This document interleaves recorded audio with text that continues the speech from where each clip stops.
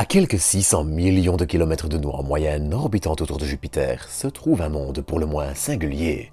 Une boule de glace 2 fois plus grande que la Lune, dont les entrailles cachent un secret encore plus étrange. Sous sa croûte de glace de quelques dizaines de kilomètres, la Lune cache en effet un titanesque océan profond de près de 100 kilomètres. 10 fois plus profond que le point le plus profond des océans terrestres, cet océan recouvre toute la surface de la Lune et est soupçonné d'abriter les briques essentielles à l'apparition de la vie. Et si ce monde vous fascine, eh bien la NASA aussi. D'ailleurs, dans les prochains jours, elle s'apprête à y envoyer une sonde pour le moins intéressante. Mais quel secret cache cet océan? Est-il habitable et sommes-nous en train de nous tromper à son sujet? Autant de questions auxquelles la sonde Europa Clipper, qui décollera dans les prochains jours, va tenter de répondre. Alors, entre ces objectifs et l'essentiel à retenir de cette lune atypique, je vous propose aujourd'hui de nous pencher sur Europe et Europa Clipper, une petite sonde de 6 tonnes qui débute maintenant un voyage de plusieurs années vers le système jovien. Mais avant d'en parler, je tenais à rapidement vous inviter à vous abonner si vous ne l'êtes pas encore, ainsi qu'à liker, commenter et partager cette vidéo. Enfin, si vous désirez soutenir la chaîne et envisager d'acheter du matériel astro, des jumelles, cartes du ciel, météorites, peluches en forme de planètes et autres goodies, eh bien, vous pouvez toujours aller faire un tour chez AstroShop via le lien en description. Allez, sur ce, j'ai déjà bien assez parlé alors, bienvenue à vous pour une nouvelle dose d'espace.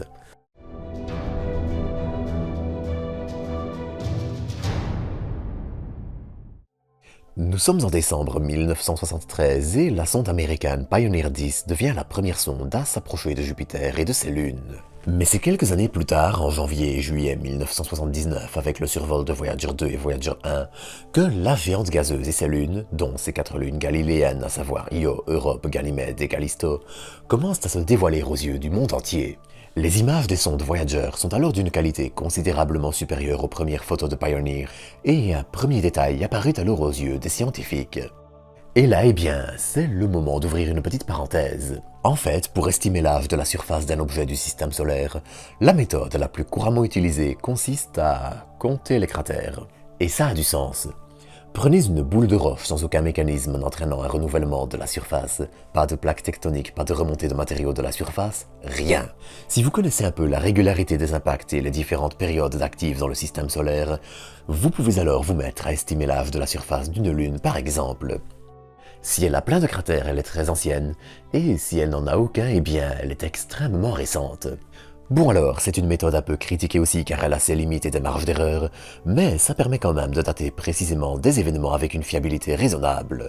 Sauf qu'à l'époque, avec Europe, eh bien, on n'y découvre aucun cratère. Enfin si, quelques petits impacts mineurs déjà en partie effacés, mais si on compare sa surface à Ganymède, qui est elle aussi assez lisse, pour les mêmes raisons qu'Europe, ou plutôt Callisto, eh bien, le contraste est frappant. Il est dès lors évident que, d'une façon ou d'une autre, Europe dispose d'un mécanisme puissant qui renouvelle en permanence sa surface et gomme les cratères au fur et à mesure. Et pour ça, un indice sera important. On remarque en la regardant qu'elle est recouverte de nombreuses lignes qui la parcourent un peu dans tous les sens. Ces lignes sont ainsi hautement comparables à une tectonique des plaques, alors que certaines trahissent aussi la remontée de matière plus chaude provenant des entrailles de la Lune. D'autant plus que cette croûte est malaxée en permanence par l'effet de marée de Jupiter, comme tout le restant de la Lune d'ailleurs, aidant ainsi à la déformer et à la réchauffer. Et ce n'est pas tout. Europe, comme la Lune avec la Terre, présente toujours la même face à Jupiter. C'est idiot, mais ça impliquerait obligatoirement l'apparition d'un schéma de dislocation des plaques européennes, schéma qu'on ne retrouve que dans les plaques les plus jeunes. Plus elles sont anciennes, plus ce schéma semble s'effacer et disparaître. Ça implique ainsi que l'intérieur de la Lune n'est pas parfaitement accordé avec la vitesse de rotation de la surface, et il n'y a qu'une seule façon d'expliquer le phénomène. L'intérieur de la Lune tourne à une vitesse différente de la rotation de la surface, et seule l'existence d'une couche relativement souple et probablement d'un océan permet d'expliquer ce phénomène. Alors je vous épargne les décennies de recherche, les observations des sondes Galileo et Juno, et même New Horizons qui survola Jupiter lors de son voyage vers Pluton, mais aujourd'hui cet océan d'eau liquide est encore, même si un peu débattu, extrêmement probable.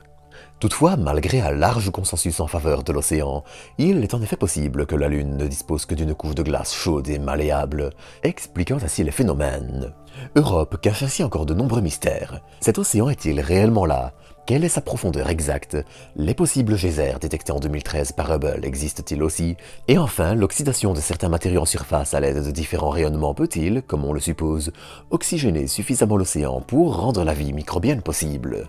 Entre ça, la détection d'une probable multitude d'argiles qui ne devraient exister qu'au contact de l'eau liquide et de la vaste majorité des éléments essentiels aux vivants, eh bien, Europe est une lune encore extrêmement mal comprise et qui peut pourtant nous cacher littéralement la vie extraterrestre. Et pour couronner le tout, Europe et les lunes joviennes dans leur ensemble sont aussi des mondes difficiles à explorer. Déjà, nous sommes près de 4 fois plus éloignés du Soleil que la Terre ne l'est. L'approvisionnement en énergie via des panneaux solaires s'en retrouve ainsi compliqué, alors que les radiations et le puissant champ magnétique de Jupiter vont venir perturber le fonctionnement des instruments. Pas étonnant donc qu'il faille attendre le début de la décennie 2010 pour qu'Europa Clipper soit mise en route, alors que 2 projets similaires avaient déjà été avortés en 1997 et 2011. Mais disons-le, le financement d'Europa Clipper sera quasiment forcé et imposé à la NASA par John Culberson, représentant du Texas à l'époque. Ce financement forcé sans consultation forcera la NASA à mener les premières études et à intégrer le projet à son programme en 2015. Dans la foulée, les grands objectifs d'Europa Clipper sont aussi fixés. Déterminer s'il existe de l'eau liquide, même en petite quantité dans les entrailles d'Europe, et la façon dont certains composés peuvent y être amenés depuis la surface, notamment pour nourrir de possibles formes de vie, ainsi que les interactions entre la surface et les profondeurs de la Lune, comprendre la composition de l'océan et la constitution de la Lune, et enfin mettre en évidence les différents phénomènes à l'œuvre à sa surface. Et pour arriver à ces objectifs, la sonde embarque une suite de 9 instruments assez variés, comprenant tout d'abord 2 caméras, une grand angle et une avec un plus petit champ de vision, permettant d'imager la Lune en couleur et en noir et blanc, d'observer sa surface et fournir du contexte aux données des autres instruments. On trouve ensuite une caméra thermique qui permettra de mesurer les zones chaudes de la surface, dont la température est inférieure à moins 150 degrés, zones chaudes qui peuvent par exemple trahir des remontées d'eau de glace, et un set de 2 spectromètres qui permettront de mesurer sa quasiment inexistante atmosphère, la composition de la surface, détecter des composés organiques et encore bien d'autres. Viennent ensuite s'ajouter un magnétomètre permettant de mesurer l'épaisseur de la glace, ainsi que la salinité et la profondeur de l'océan s'il existe, et les interactions de l'atmosphère européenne avec son environnement. Pour rappel, on parle d'une très fine atmosphère, d'environ 100 milliardièmes de l'atmosphère terrestre, mais qui peut néanmoins nous en apprendre énormément sur les entrailles de la Lune, si elle est le fruit de ses geysers. On trouvera ensuite un instrument dédié à la mesure du champ magnétique de la Lune, ce qui permettra par ricochet d'en apprendre plus sur son océan, un instrument dédié aux mesures gravitationnelles qui aidera à comprendre la façon dont la Lune est malaxée et dont elle se réchauffe, et un radar qui permettra de sonder la couche de glace, ses variations, son épaisseur et autres.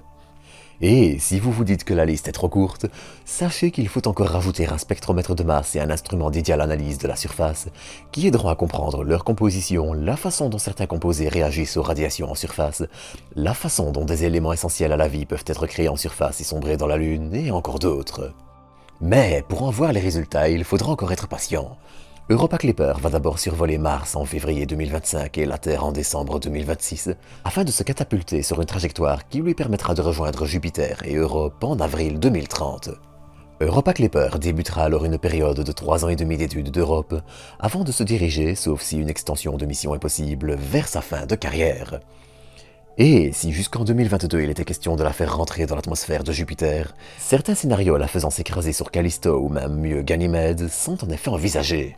En s'écrasant sur Ganymède par exemple, et si la sonde européenne JUICE est encore en orbite autour d'elle, elle pourrait permettre de soulever pas mal de poussière, permettant de mieux comprendre cette autre lune et sa composition, lune elle aussi suspectée d'abriter un océan liquide.